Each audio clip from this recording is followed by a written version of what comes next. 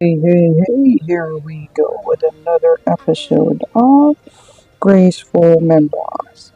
So karon ang among gibisita kay diri sa Ocean Park, which is their aqua dining. So naani siya lay option for an 8 course starting menu na dining experience. So once you get in sa ilahang restaurant, that's the lights you're able to see mo dahil ni amusugat nimo ang mga luminous na jellyfish. Pero actually, puti ra gyud na siya. Nakapaluminous lang gyud na niya. Isang kanang black light and then mga background na lights na nakapasigan niya. But very interesting. Kay lingaw kay ko sa mga tentacles. As in, sa kapinos yung tentacles, maklaro gyud. And this is their dining areas in at Tibuok area near Tibuok wall. On the one on the other side is Dagko or Dako jud kay nga aquarium. This one kani siyang lapu-lapu kung sa video probably mura siyang gamay kay tanawon, pero if you compare ni nimo mura siyang mga gidakon sa mga 3 to 4 year old na bata, as in dako gid siya, look kay siya isuba. And then this is their tasting menu. So gikan na siya sa appetizer, soup, down to the main course, and then sa ilahong dessert, muna siya mga options nila. So besides this, dili naman sa ni siya maumoy ilang menu. They also serve like a la carte as well.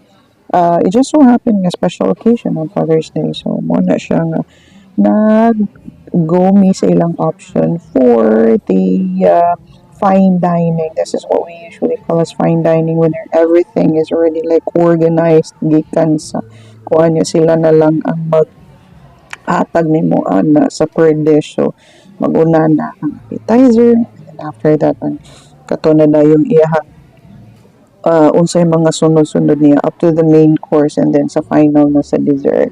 So mo ni ang ilahang setup when it comes to fine dining.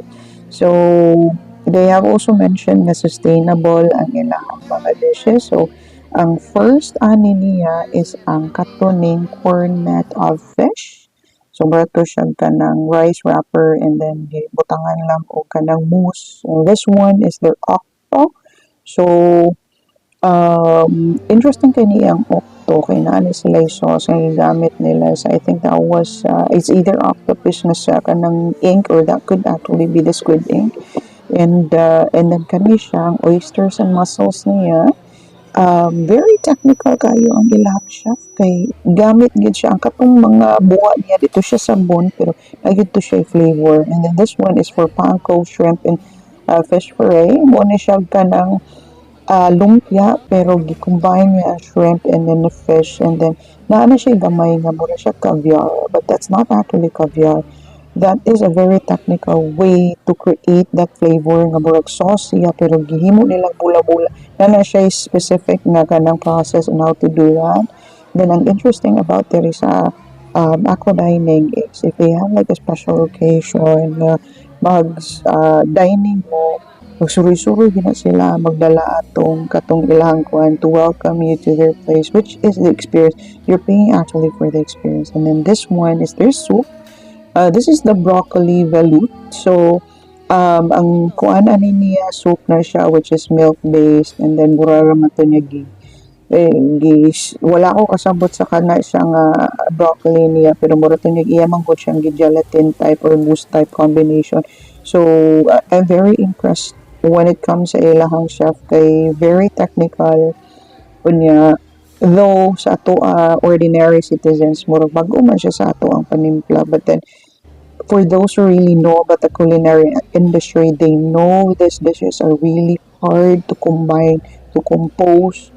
Okay, every single element, naamang good na siya, every single detail that would change the flavors, enhance the flavors, and plus also the experience, the texture, daghan kay na siya in mind, ana.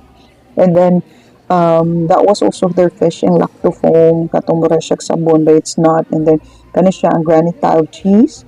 This is actually just used just to cleanse your palate, which means nga sa kadaghan nimong gikaon gikan sa isda lang siya na naagyo na siya palimpyo sa mong palate nga mura siya kana bitaw i-refresh, i-renew niya ang imong taste buds so that you'll be ready for the main dish. So here we go with the main dish. Ang amo ang ipili is ang katong gisuvide nga beef, which is this one. Everything on this plate is edible.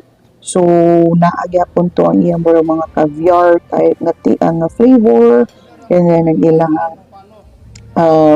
nasa yung mashed potato, and then of course the pesto. I think they're more the pesto based ang kaning ilang gibutang sa ubos. So not really overpowering, and then okay lang ni ang ilang beef. And then this one is their dessert, which is I think that's the calamansi tart, and kani siyang iyang mga design, mura na siya gislap on the kuan, basta there's really something technical, and then really a lot of textures within that kanang plate sa ilang dessert. It's interesting, not for everybody, but very interesting when it comes to culinary. Good to explore gyud kay na siya kung kanang ganahan mo explore lain nga flavors, pero be ready for anything kay it's actually something, it's not something ordinary in your palate na pilmi ninyong makaon.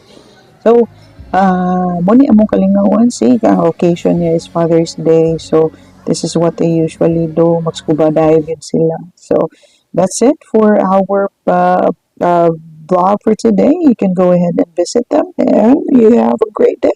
Bye. I'll see you on our next vlog. Bye bye.